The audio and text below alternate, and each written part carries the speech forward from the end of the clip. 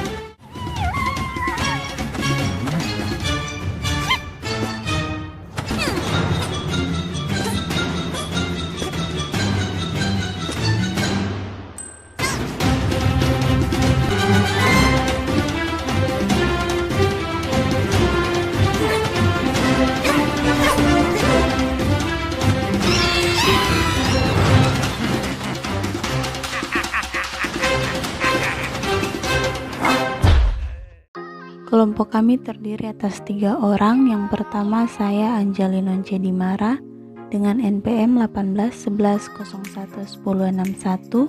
Yang kedua Robin Hernandez dengan NPM 1911011071. Dan yang ketiga Christine Maria Wea dengan NPM 1911011048. Tujuan pembelajaran dari chapter ini ialah menjelaskan hubungan yang ditemukan antara struktur dan budaya organisasi. Hubungan ini sangat erat karena struktur tidak terlepas dari budaya, tetapi merupakan elemen dari budaya organisasi. Untuk mendapatkan pemahaman yang lebih baik tentang hubungan ini, struktur dan budaya telah disahkan menjadi 2 konsep, yaitu struktur dan budaya organisasi itu sendiri. Materi yang pertama yaitu struktur organisasi. Nah, di sini istilah struktur organisasi menggambarkan cara sebuah lembaga diorganisasikan untuk melaksanakan tujuannya dan mengejar proyek-proyeknya, atau dapat dikatakan singkatnya struktur organisasi membentuk kerangka budaya dalam organisasi. Selanjutnya adalah bentuk struktur organisasi. Dalam bentuk struktur organisasi ini terbagi menjadi 5. Yang pertama, struktur geografis.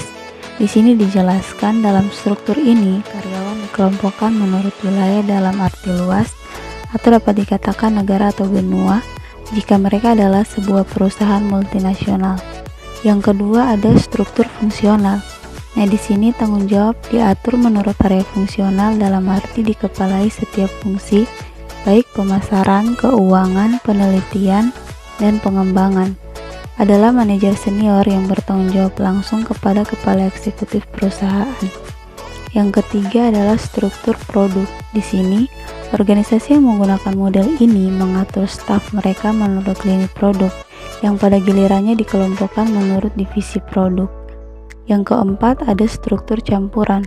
Nah, di sini struktur ini sering disukai oleh organisasi yang ingin memperluas kegiatan bisnisnya.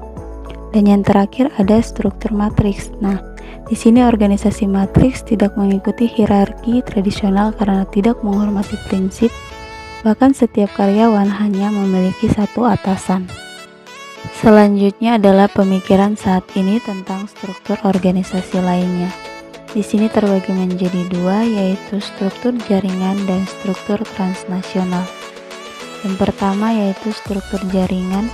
Menurut Derensky tahun 2003, alih-alih menjadi struktur hierarki piramida, jaringan memiliki unit perusahaan dengan sistem komunikasi horizontal. Ini menyiratkan bahwa tanggung jawab dan pengambilan keputusan terbesar ke anak perusahaan dan aliansi lokal. Yang kedua adalah struktur transnasional.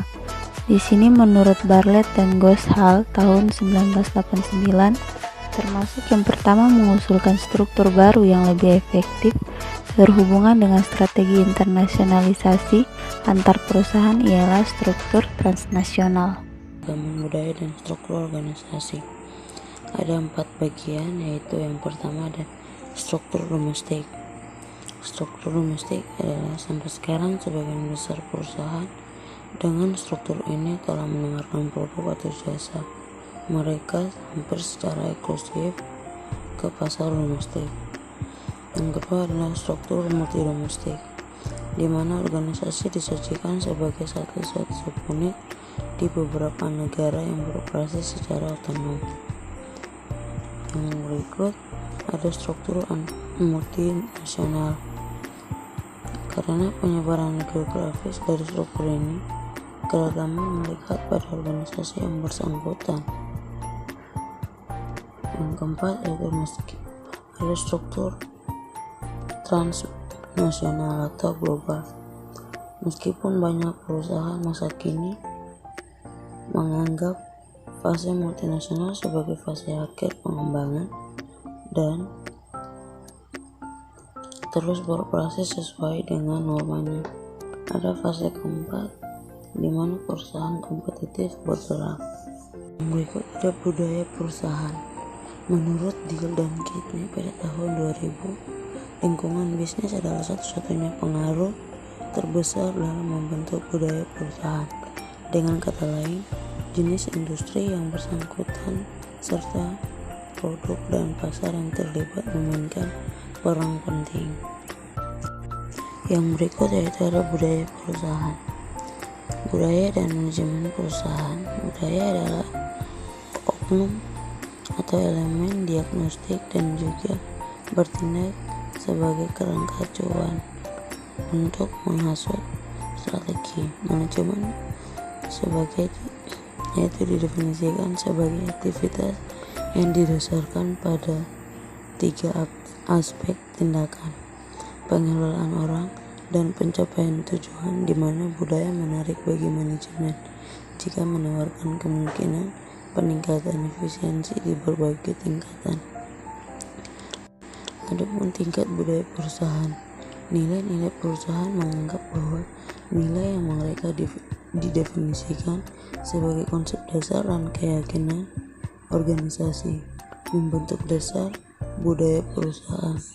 Nilai memberikan arah yang sama bagi semua karyawan dan pedoman untuk perilaku mereka sehari-hari. Mengidentifikasi budaya perusahaan yaitu klasifikasi jenis budaya berdasarkan studi yang mereka buat dari berbagai perusahaan dan lingkungan bisnis mereka. Kemudian selanjutnya adalah menganalisis budaya organisasi.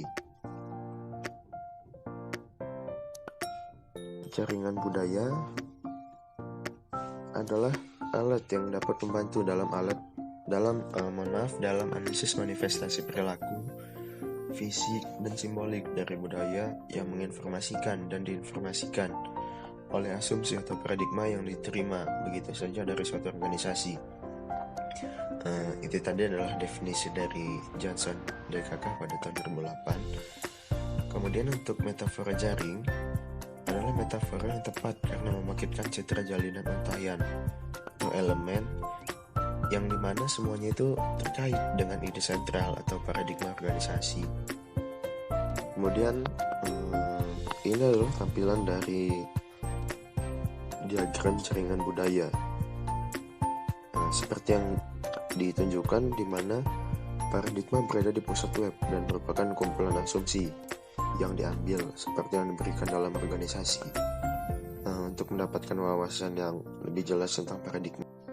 Selanjutnya pembahasan mengenai stereotip budaya perusahaan. Model klasifikasi Deal and Kennedy yang dimana telah dijelaskan sebelumnya, di mana budaya organisasi dibagi menjadi 4 kelompok.